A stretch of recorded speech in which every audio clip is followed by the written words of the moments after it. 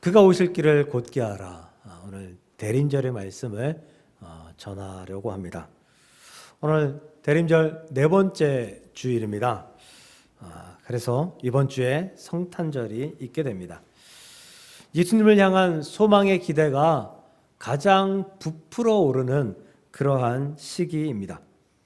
예수님께서 오셨을 때 우리가 그 자리에 있었다라고 한번 상상해 볼까요?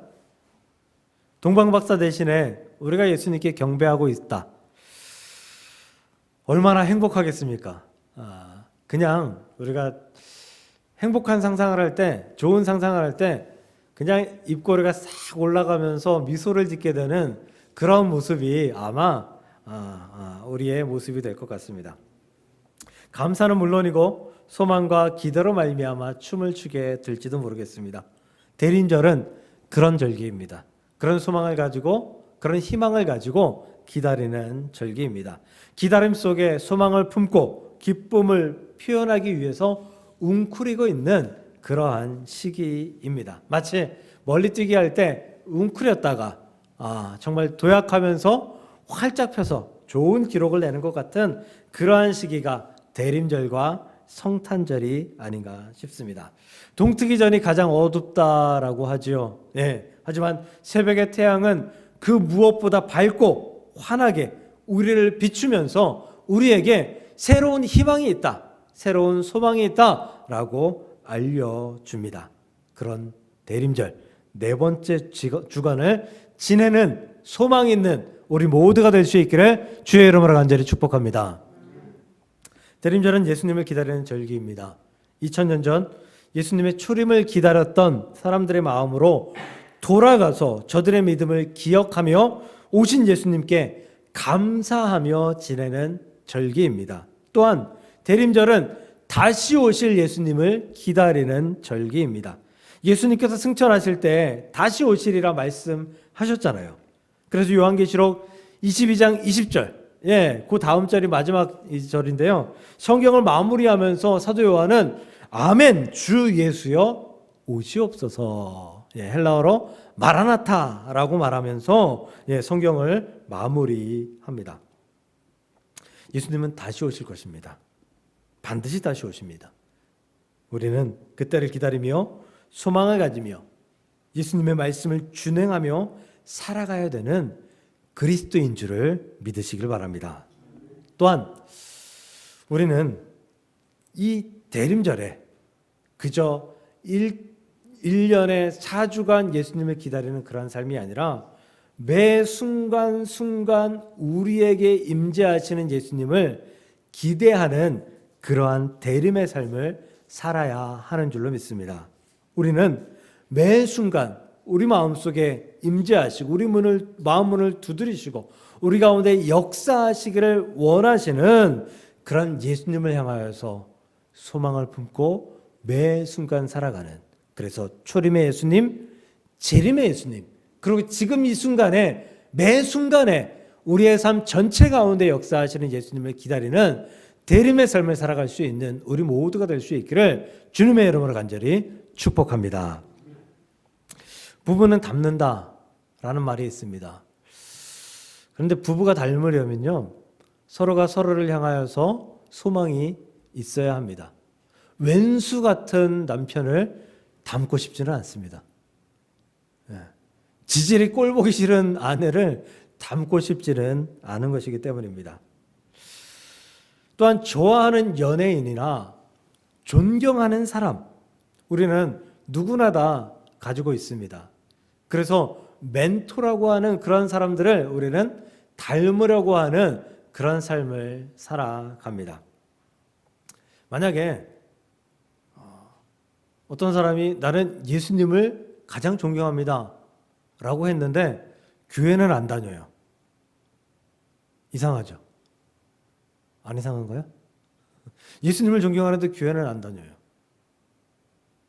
내가 요즘 그 여당과 야당이 이렇게 아주 극심하게 대립하고 있으니까 내가 여당 사람을 좋아하는데 야당 당원이에요. 이상하잖아요. 사람은 닮고 싶은 사람, 존경하는 사람은 담게 되어 있습니다. 지난 10월 말에 서울 강서지방에서 교역자 수련회를 갔습니다. 이제 평소에는 버스를 대절해서 갔는데 이번에는 경비를 좀 아낄 겸 각 교회들의 차량들을 지원을 받아서 그래서 다녀왔습니다. 우리 차에는 저 그리고 젊은 전사님 한 분 그리고 이제 원로 목사님 두 분, 그 두 분의 사모님 두 분, 그 6명이 타고 다녀왔어요. 마지막 날 점심 식사하고 나서 이제 목적지가 에디슨 박물관이에요. 그 강릉 경포대에 있더라고요. 에디슨 박물관. 근데 거기에 가신 분들 중에서 제가 가장 어린 편에 속하거든요. 보통은 60대 그리고 원로이신 분들도 상당히 많아요. 60대, 70대 되신 분들이 에디슨 박물관에 무슨 흥미가 있겠습니까? 안 그래요? 네. 그러니까 그 들어가는 입구에서 차를 세워놓고 이제 이렇게 된 거예요. 이제 여기가 끝이니까 서울 가실 분들은 그냥 먼저 가셔도 됩니다. 그랬더니 차가 7대인가 8대 있었는데 4대가 가더라고요. 그냥 4대가 서울로 갔어요. 그러니까 점심 먹고 바로니까 이제 1시쯤에 이제 간 거죠. 그러니까 차 안 막히고 얼마나 좋아요. 그분들은 4시 전에 도착했대요. 저는 가고 싶었습니다. 서울로 가고 싶었습니다. 빨리 가서 좀 쉬었으면 좋겠습니다. 이런 생각을 했어요. 근데 제가 어린 사람이 우리 가요. 이러고 얘기하면 좀 예의가 없는 거잖아요. 그래서 잠자코 있었죠. 그랬는데 저희 차의 원로 목사님 한 분과 그분의 사모님이 서울 가자고 우리.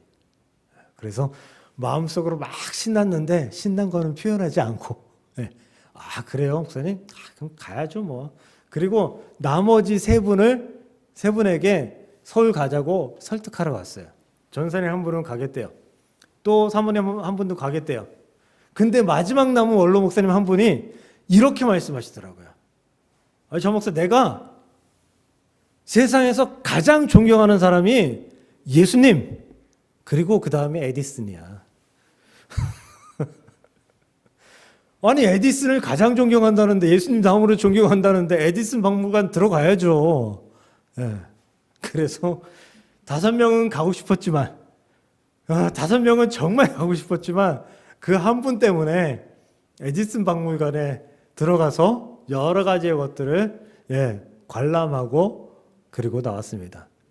집에 도착하니까 9시가 넘었어요. 10시가 다 됐어요. 에디슨을 존경하니 에디슨 박물관 당연히 들어가야죠. 우리 다른 사람들이 가고 싶지 않았어도 그게 원래 일정이었으니까 가고 싶은 사람 한 사람만이라도 있으면 그 사람 의견 존중해 줘야죠. 근데 묻고 싶어요. 그분이 에디슨을 존경하는데 과학을 좋아하시는지 에디슨 같이 좀 사고 좀 쳐보셨는지 묻고 싶어요. 만약에 에디슨은 존경하는데 과학에는 관심이 없다? 그건 존경하는 게 아니죠. 남들이 존경한다니까 나도 그런가 보다 하는 거죠. 뭐 그거는. 우리가 누군가를 존경하면 그 존경하는 사람을 닮아가야 되는 게 당연한 거예요. 존경하면 존경하는 사람을 닮아가야 되는 거예요. 우리가 예수님을 존경한다면 당연히 예수님을 닮아가야 하는 것입니다. 우리가 예수님을 존경하는데 세상 그 누구보다 예수님을 사랑하는데 예수님 닮은 삶을 전혀 살지 않는다? 10년을 신앙생활해도 20년을 신앙생활해도 이전의 처음의 모습과 별 다를 바 없다? 라고 한다면 이건 심각한 오류, 심각한 문제가 있는 것입니다. 오늘 본문의 세례 요한은 예수님보다 6개월 먼저 이 땅에 온 사람입니다. 예수님보다 형이라는 거죠. 뭐 횟수로는 제가 계산 안 해봤지만 어쨌든 6개월 먼저 태어났으니까.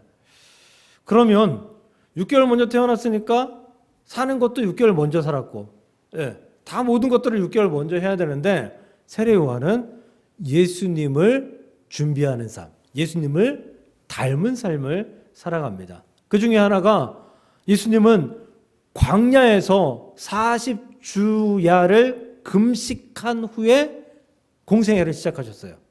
그렇죠. 그래서 마귀의 시험을 바로 받잖아요. 세례 요한이 어디서 살았죠?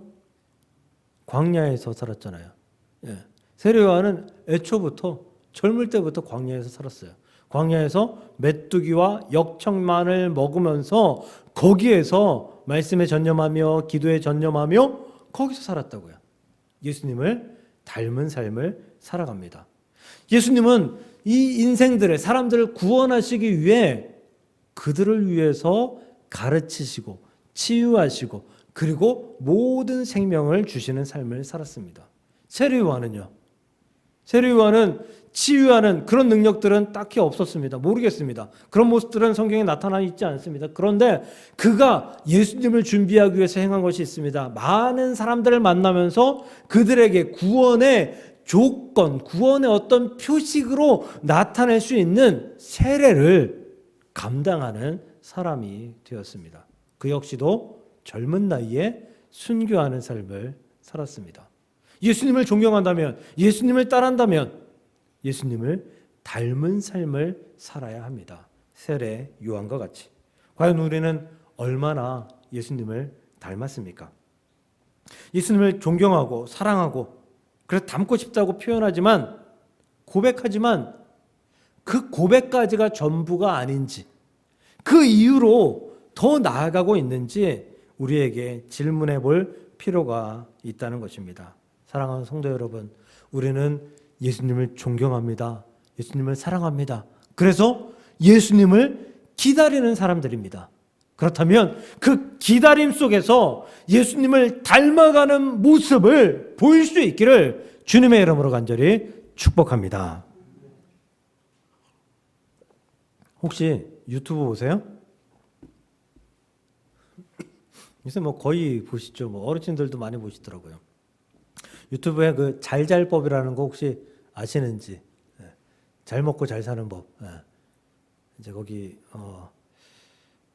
그 청파교회 김기성 목사님이나 아니면 그 연세대 김학철 교수님 뭐 이런 분들이 그 말씀을 아주 조리 있게 현명하게 딱 정리해서 그렇게 이제 방송하는 그런 프로그램이에요.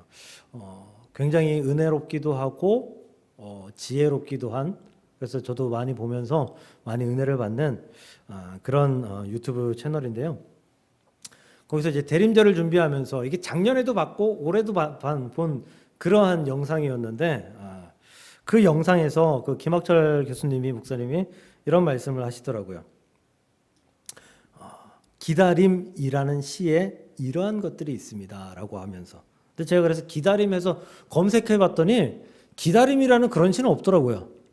그래서 정말 아주 많이 검색해 봤더니 그 기다림이 아니라 너를 기다리는 동안이라는 시였어요. 그 너를 기다리는 동안이라는 시의 일부분입니다. 내가 오기로 한 그 자리, 그러니까 네가예요. 네가 오기로 한 그 자리, 내가 미리 와 있는 이곳에 문을 열고 들어오는 모든 사람이 너였다가 너일 것이었다가 다시 문이 닫힌다. 그리고 생략하고요.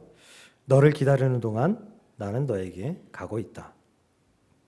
이 시를 설명하면서 기다리는 사람은, 시인은 기다리고 있는데 이 기다리는 사람은 그 자리에 앉아서 혹은 서서 기다리고 있지만 기다리는 사람의 이 마음은 이미 내가 만나고 싶은 그 사람을 향해서 저 멀리 나가 있다는 거예요. 이미 준비해 있다는 거예요. 이미 만나고 있다는 거예요. 그래서 이것을 능동적인 기다림이다라고 표현하시더라고요. 이 능동적인 기다림을 성경에서 가장 잘 표현한 것이 누가복음 15장의 탕자의 비유의 아버지라고 생각합니다.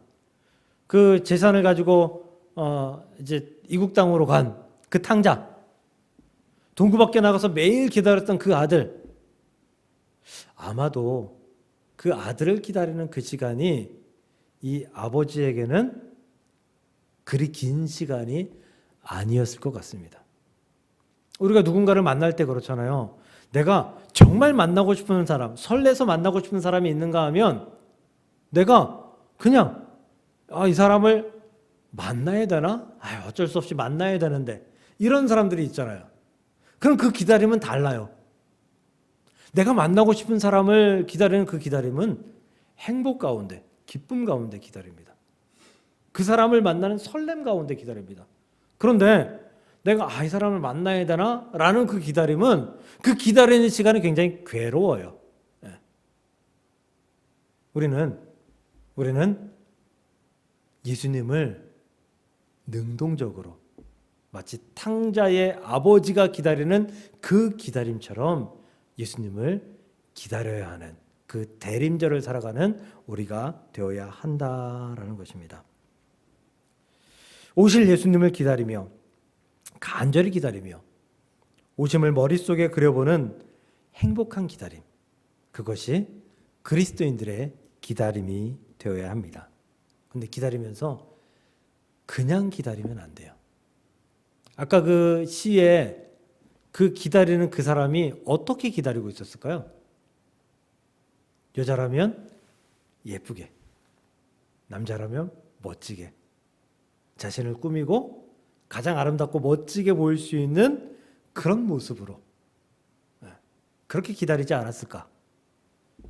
우리는 기다리면서 준비해야 합니다. 예수님을 기다리면서 준비해야 한다는 것입니다. 그 중에 가장 중요한 준비가 우리를 정돈하는 것입니다. 청소하는 것입니다. 이게 원래 있었던 이야기래요. 어떤 사람의 자기가 겪었던 이야기라는데요. 제가 여자 고등학교 청소하는 이 청소부였어요. 근데 여자 고등학교에서 화장실을 청소하는데 청소하고 나면 쉬는 시간에 와서 완전 개판을 만들어 놓고 가는 거예요, 애들이. 근데 다른 것들은 다 치우는데 그렇게 어렵지 않은데 제일 문제가 이 여학생들이 왜 그런지 모르겠어요. 요즘은 학생들도 화장을 하잖아요. 화장을 하고 거기서 립스틱을 바른 다음에 거울에다가 입술 자국을 내고 간다는 거예요. 자기 입술 모양이 이쁜지 아닌지 보려고 했는지 그런 애들이 많다는 거예요. 그래서 이 청소부가 꾀를 냈습니다. 이 아주머니가 꾀를 냈어요. 애들이 쉬는 시간에 막 몰려갔을 때 그때 이 청소부 아줌마도 같이 화장실로 들어갑니다. 그리고 내가 이걸 안 했네. 그리고 밀대걸레, 바닥을 미는 밀대걸레 있죠? 그걸 들고 학생들이 보는 거울을 이렇게 닦았대요. 거울을 닦고 그 다음에 마른 걸레, 깨끗한 걸레로 다시금 닦으니까 깨끗하게 닦였대요. 그 다음부터 화장실 거울에 입술 자국이 남지 않았다. 우리 청소 잘해야 돼요. 그 어느 집에 가서 청소가 잘 되어 있는 집과 잘 되어 있지 않은 집, 이 차이는 집이 크고 적고의 차이보다 더 큰 차이가 있는 것 같아요. 집이 크면, 그러면 집이 좋고 아름다우면, 그럼 집 때문에 감탄하기도 하지만 집이 큰데 집이 지저분하면 그 크고 아름다운 것은 확 이렇게 그 더러운 것에 갇히게 되어 있어요. 청소의 핵심은 버리는 것입니다. 청소 잘하려면 잘 버려야 해요. 우리 봄, 가을로 대청소하잖아요. 근데 잘 못 버려요. 저도 잘 못 버려요. 심지어 그 전자제품 박스 같은 것도 잘 못 버려요.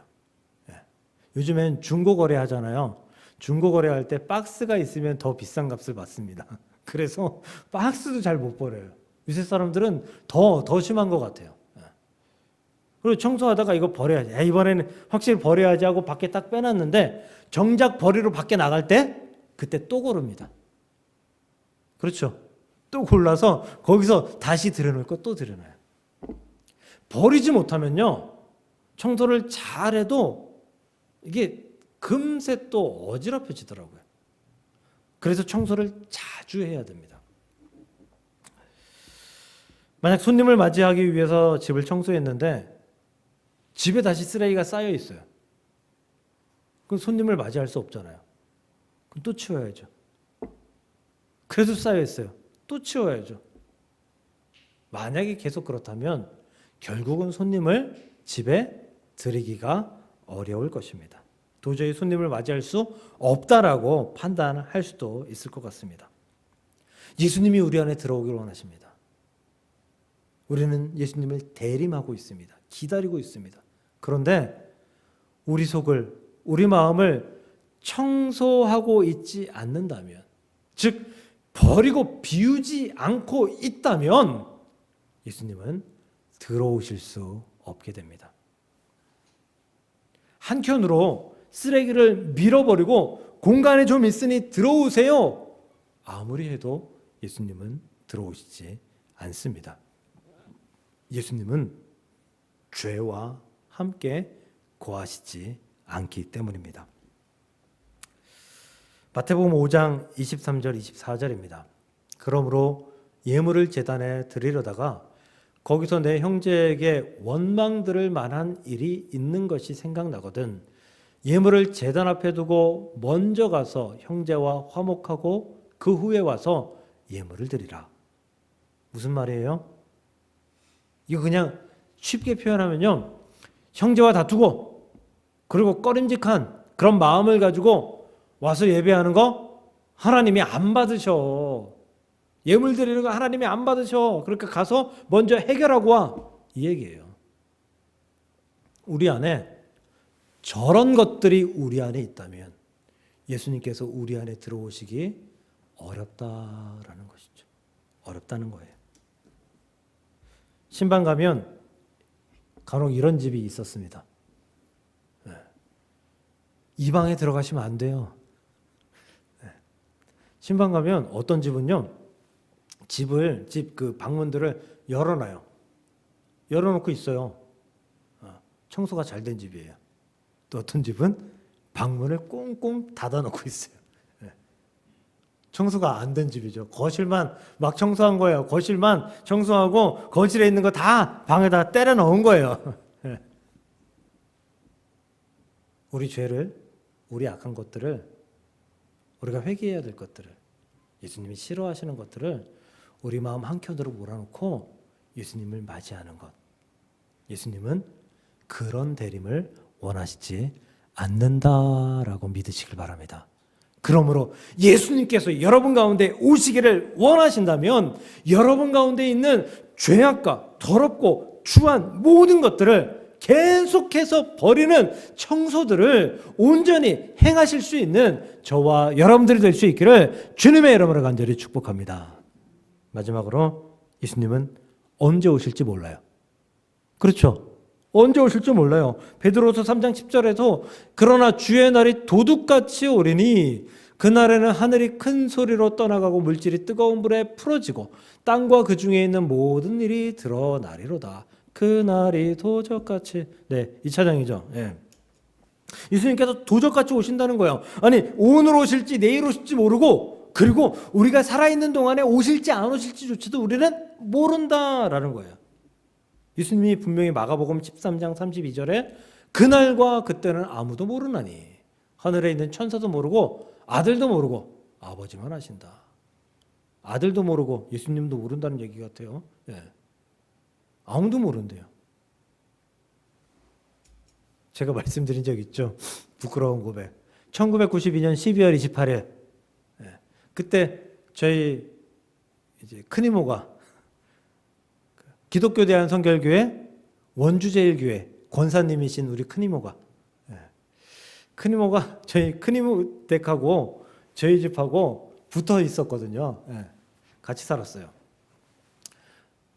12월 28일에 저를 보고 이렇게 말씀하시더라고요.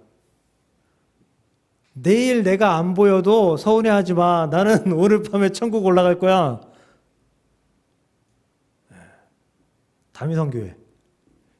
다미성교회를 다니신 건 아닌데 거기서 말하는 것을 믿었던 것 같아요. 그래서 그날 밤에 이불을 깔아놓고 그 위에 앉아가지고 계속 기도하고 계시더라고요.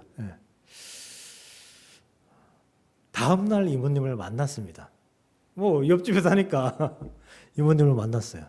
근데 이모님이 큰 이모가 저를 보고 민망해 하시면서 막 도망치듯이 자기 집으로 들어가시는 것을 지금도 선하게 기억합니다.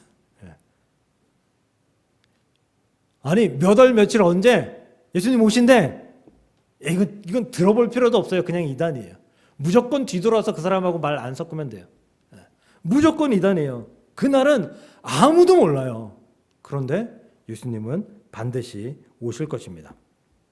그때 예수님이 우리를 평가하실 것이죠.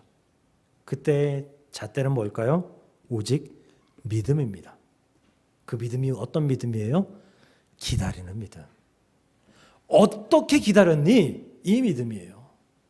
내가 올 건데 너희들 어떻게 기다렸어? 그 어떻게 기다린 그 삶을 내가 좀 볼게.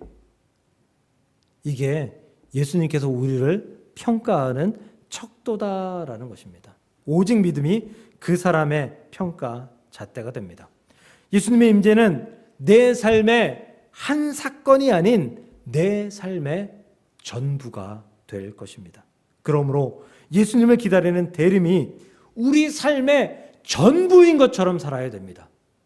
매 순간 예수님을 기다리는 것, 그런 마음으로 살아야 된다라는 것입니다. 세상의 삶을 무시하라는 건 아니에요. 무시할 수는 없어요. 그런데 우리의 선택은 항상 세상적인 선택이 아니라 예수님을 기다리는 믿음적 선택이 되어야 된다라는 거예요. 돈의 가치 무시할 수 없어요. 중요해요. 하지만 돈보다 더 중요한 가치는 무엇인가?